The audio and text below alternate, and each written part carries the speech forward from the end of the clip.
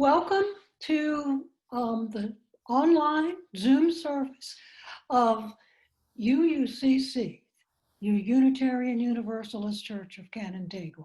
We're glad you're here.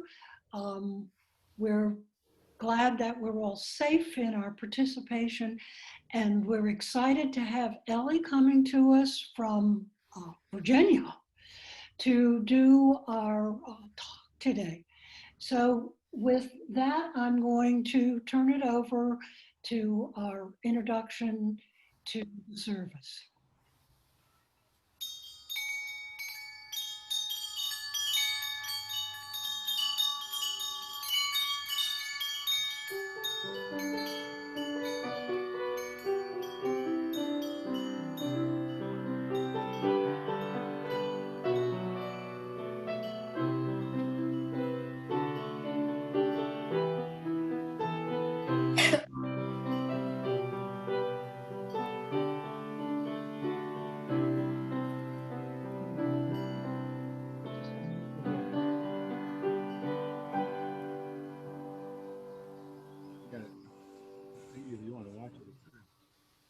Good morning, everyone. Glad to be with you all. We're going to open our service by lighting our chalice. I have one here for us, and if you have one, you can light yours and say our opening chalice lighting words together. We gather this hour as people of faith, with joys and sorrows, gifts and needs. We light this beacon of hope, sign of our quest for truth and meaning, in celebration of the life we share together. Our opening words today are quotes from 3 different sources, and here they are.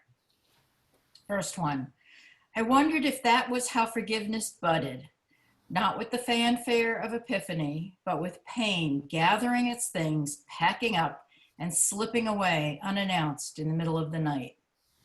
By Khaled Hosseini in The Kite Runner. People have to forgive. We don't have to like them. We don't have to be friends with them. We don't have to send them hearts and text messages, but we have to forgive them, to overlook, to forget. Because if we don't, we are tying rocks to our feet, too much for our wings to carry. By C. Joybell C. And the last from Mother Teresa. These are the few ways we can practice humility: to speak as little as possible of oneself, to mind one's own business, not to want to manage other people's affairs, to avoid curiosity, to accept contradictions and correction cheerfully, to pass over the mistakes of others, to accept insults and injuries, to accept being slighted, forgotten, and disliked, to be kind and gentle, even under provocation, never to stand on one's dignity, to choose always the hardest. And now we'll have our opening hymn, number 128, For All That Is Our Life.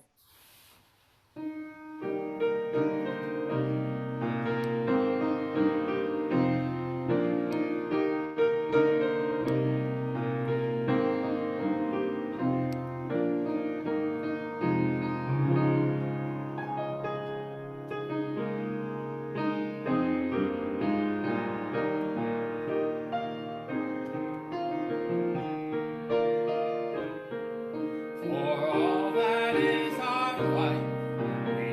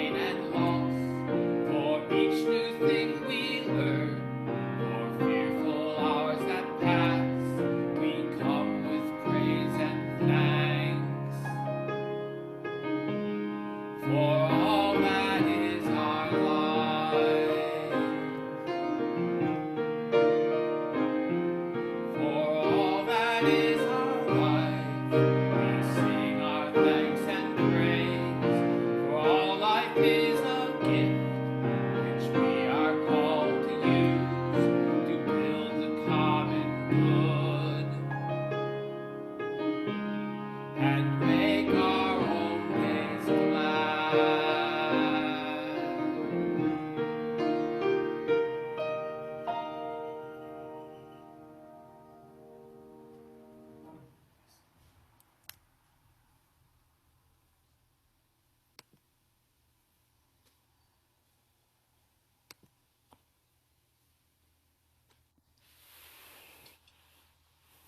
Thanks, Bill. That was wonderful.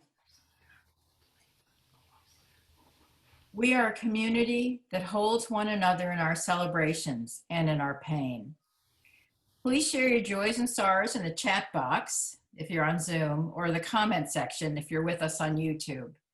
Know that whatever your heart is holding today, we are with you. Let us know how you're doing. Now is the time in our service for us to think about our offering. I'm going to be putting into the chat room the information on making contributions to our church. You can give online at canandaiguaauuu.org. You can connect there, or you can physically mail a check to our address at 3024 Cooley Road in Canandaigua, 14424. In either case, you probably need to note on your gift that it's to go to today's offering, or since we're beginning our new pledge year, into your new pledge. And if it's for today's offering, know that 1/4 of the offering will be given to a monthly service partner. So please do check in your chat room for that information.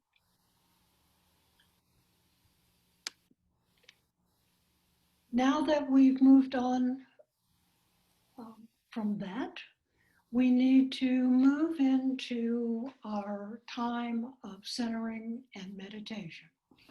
So please get comfortable in whatever way fits you best. We're probably very comfortable at home, but just put your feet on the floor, make contact. Keep your mind as quiet as you can. And let's hear these words for meditation from Rolf Gearhart. He titled them "In the Season of Our Lives." Let there always be in the seasons of our lives a time for forgiveness. For such as being human, that we do unto others as they do unto us. And that, of course, includes what must be forgiven. There is a saying that it's easier to forgive our enemies after we've gotten even with them. But is that in truth forgiveness? When we respond to hurt by hurting, to insult by insulting, to indignity by degrading, when we respond in kind, are we not merely adding hate and darkness to a world that needs love and light? Are we not keeping open the wound in ourselves by inflicting a wound in another? To heal, we must forgive. We must gather strength and insight and compassion and kindness and love, and we must forgive. Let us forgive those who wrong us and do not know any better. Let us forgive those who wrong us and know what they do. Let us forgive the insensitive and the angry, the deceitful, the exploitive, the arrogant and the insecure. Let us all forgive all who do not want peace in this world. Let us forgive, all of us forgive, those who do not wish to be forgiven. And let us forgive ourselves, for it is with ourselves that we are often the most unforgiving. Let us, in the spirit of forgiveness, gather all that we can of strength and insight and compassion and kindness and love and purity, that the spirit of forgiveness may shape the days of our lives, beginning with this moment. And in this moment, take a few minutes in silence to listen to your inner voice telling you how you might begin the process of forgiving.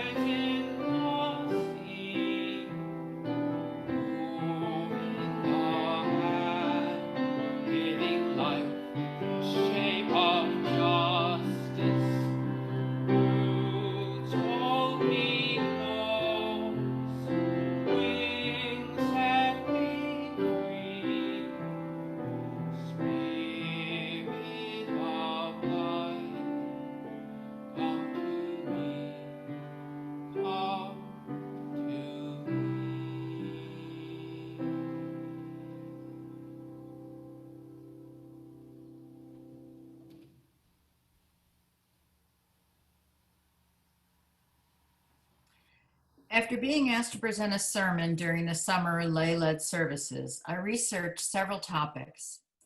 And when I came upon an article on the subject of forgiveness, I stopped looking. This is a topic that speaks to me personally, as I have several people close to me who have or had real barriers to forgiveness.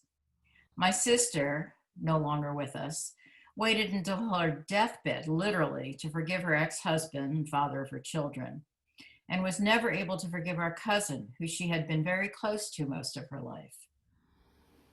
The others will remain unnamed, as the conflict between them is ongoing and breaks my heart every day.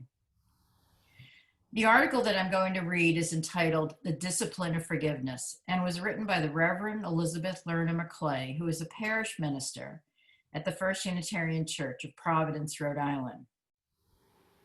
McClay is a lifelong UU, but learned Jewish culture from her father, who was brought up Orthodox Jewish. It is excerpted with permission from Jewish Voices in Unitarian Universalism, edited by Leah Hart Landsberg and Marty Keller, published by Skinner House in 2014. So here's Reverend Liz's story. Jewish theology holds that forgiveness has to happen on the mortal plane between individuals before any larger or divine forgiveness can take place. This is a big deal because of the High Holy Days, beginning with the Jewish New Year, Rosh Hashanah, and ending with the Day of Atonement, Yom Kippur, when tradition holds that all people are judged by God as to whether they deserve another year written into the book of life. Forgiveness is required in order to be in good standing, pardoned, or absolved of guilt. Forgiveness is not optional, it's critical. Your life literally depends upon it. Ultimate forgiveness can't even begin to happen until we've made things right on the mortal plane with the person we've hurt. Not surprisingly, this means there's a lot in Jewish tradition and practice about forgiveness. Perhaps the most important point, according to the Jewish system, is that the onus to invoke forgiveness is on the wrongdoer, not the wronged. The wrongdoer is the one responsible for winning any forgiveness that might follow on what they have done. The system is very explicit about what is owed and what must be done. These steps are non-negotiable. The wrongdoer does a bad thing which hurts someone else. The person who is hurt can just stay hurt. As far as forgiveness goes, they don't have to do anything, which makes sense because after all, they're the one who's been injured, and it's enough that they have to deal with that injury and whatever fallout it entails. It's up to the person who did the injury to own up, admit what they did, apologize and ask for forgiveness, and offer to make it up to the injured person however they can, however the injured person chooses. Here's the crucial part. The wrongdoer must take all these steps with the actual person they hurt. It's not enough to process it oneself, resolve to make it up in ways we think make sense, or to talk it over with a therapist or other confessor. In Judaism, no absolution can take place unless the admission and atonement happen with the person who suffered the wrong. The human dimension of this model is so critical that ultimate forgiveness, the kind that gets people written into the book of life for another year every Jewish New Year, can't even begin to happen until we've made things right on the mortal plane with the person we've hurt. This is true no matter what, no matter how much we go to worship services or pray privately, no matter how many good deeds we do to atone or outweigh the wrong, there's no access to larger forgiveness. Here's another kicker. We're not off the hook unless the person we've wronged says we are. In other words, if we wrong someone and go through the steps of admitting it to them, asking truly for their forgiveness, and asking to make it up to them somehow, they can say no. They can refuse to forgive us and refuse to allow us to make it up to them. At this thing, things get complicated. According to Jewish law, this exchange goes back and forth 3 times. If forgiveness is still refused, then the rabbi can be brought in to help out. While the onus is on the wrongdoer to initiate this interaction, there is also some pressure on the one wronged to eventually forgive. Forgiveness is not just a whim and not something we can just withhold if we're feeling grouchy. If we're going to withhold it, we need to take that very seriously and have a really good reason. This is not only about the relationship between two parties or about the care and ethical treatment that human beings owe each other. It's also still about God. Divine forgiveness doesn't come into play. It just can't unless obligations on the human level have been satisfied. If those obligations don't take place, the results are very tangible. One doesn't get written into the book of life at the next new year. It's not about burning later in hell. The threat is much more immediate. You put your life here and now in jeopardy when you walk around with unforgiven wrongs attached to you. So we have to do our best to win forgiveness, but also the wronged person needs to try to rise to the occasion and forgive us when so much depends on their forgiveness. These implications support the ethics of the system. The apology and the forgiveness have to be genuine in order to be meaningful, which enjoins the wrongdoer to really offer an authentic apology. On the receiving end, being authentically apologized to and receiving offers to make it up to us, even if there's nothing more to be done, hopefully makes it more possible to accept the apology and find in our hearts the space and spirit of forgiveness. Because of the Jewish High Holy Day's dependence on forgiveness and atonement, this interaction of the wrongdoer and the wronged is a particular tradition at that time of year. Along with other rituals enacted at home and at synagogue, Jewish people make a point of having conversations with their friends and family to clear the boards and make sure all is right with everyone, even if they're not aware of doing anything wrong. Because this discipline of forgiveness has great appeal for me, I also practice it. And because the Unitarian Universalist New Church Year roughly coincides with the Jewish New Year, I find it a good time for my own atonement. She continues, I don't know how many UUs make these Rosh Hashanah Yom Kippur phone calls, but I have done it for years. It's gotten so that if I call a loved one during that period of 10 days between Rosh Hashanah and Yom Kippur, they'll just ask, is this the phone call? Sometimes it is, sometimes it isn't. Sometimes it becomes the phone call, even if originally I dialed for another reason, since it's hard to delay that sort of conversation once it's been suggested. This kind of speech has to be authentic. It has to be done right. If it is, its redemptive power is great. She goes on, I've also preached on it and commended the practice to my congregation, and some of them have followed up on it.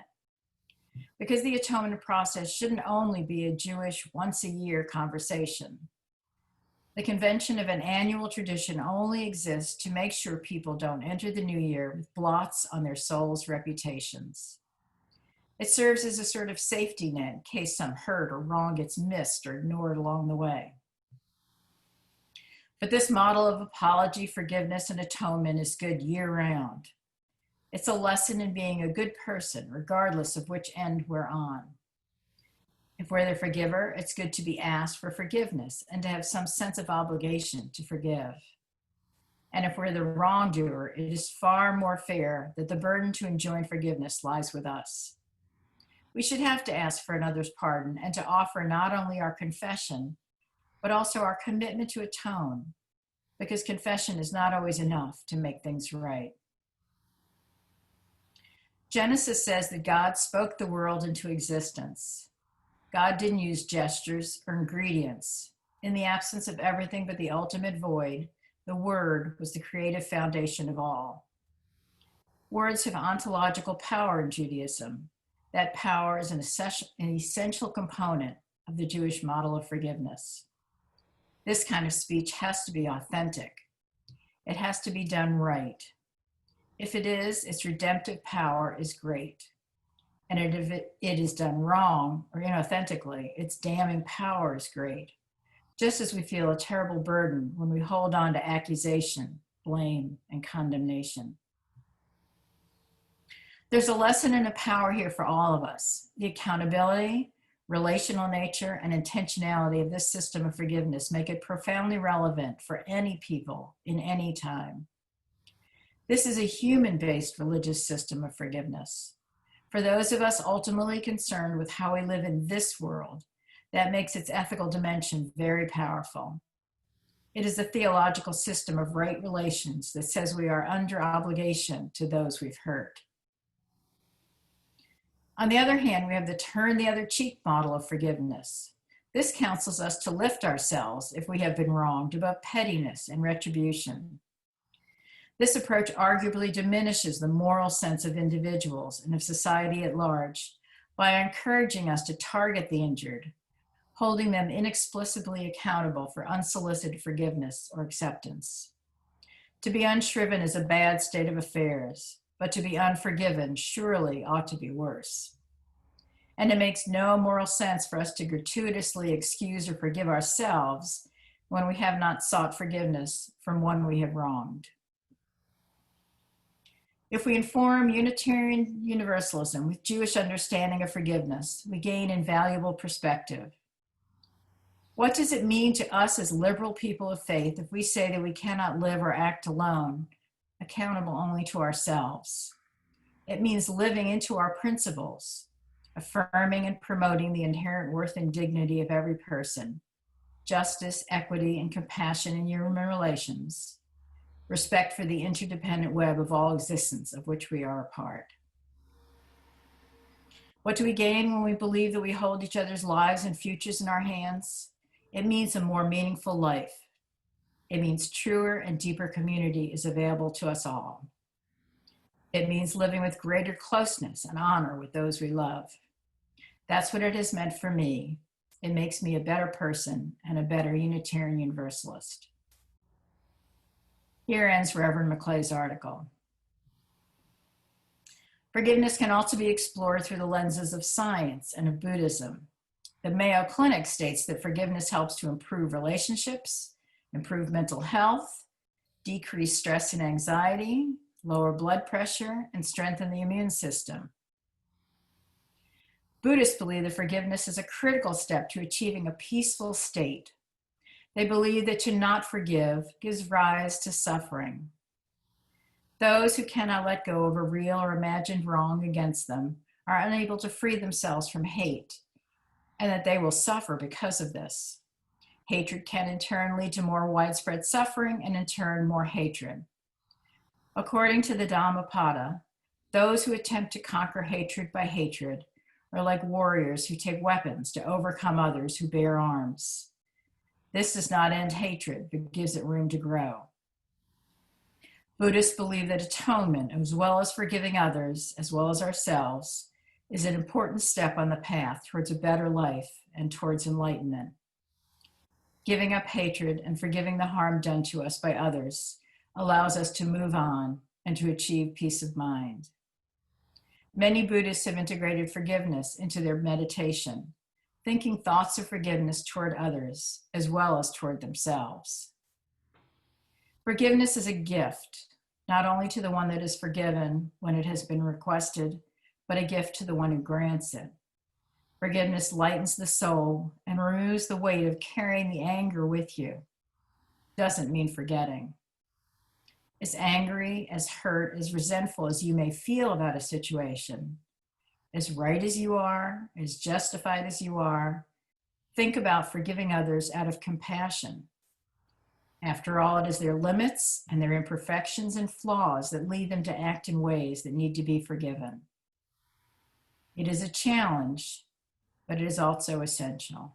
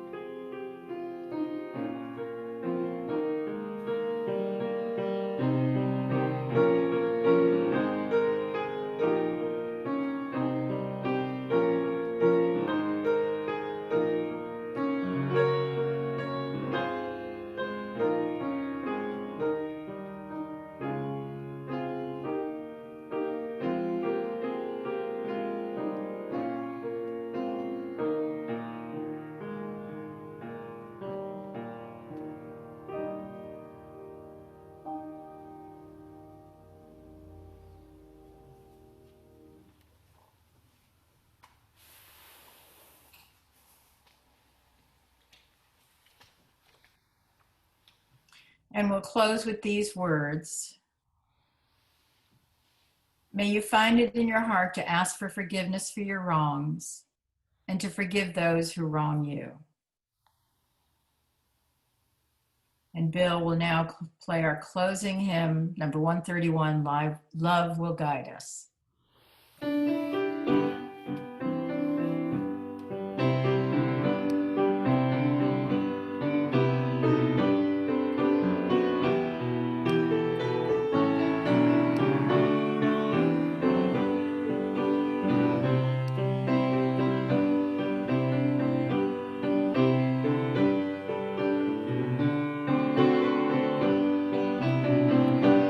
Love will guide us, peace has tried us, hope inside us will lead the way on the road from greed to giving.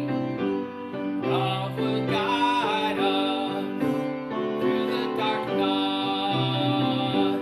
If you cannot sing like angels, if you cannot speak before thousands, you can give from deep within you. You can change the world with your love. You are like no other being. What you can give, no other can give to the future of our precious children, to the future of the world where we live. So hear the song of peace within you. Hear the song of peace in your heart. Springs to beginning shall lead to the harvest. Love will guide us to make a new start. See the light of hope within you. Let it glow in your work and your play. Your inner song sings all around you.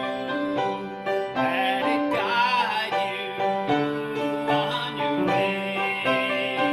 So share the song and share the silence. Share the shade and share the light with every friend, foe, neighbor and stranger on our journey through this life.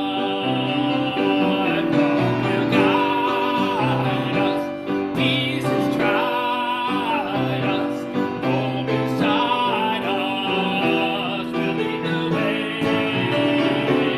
on the road from greed to giving. Love will guide us through the dark night. Love will guide us through the dark night.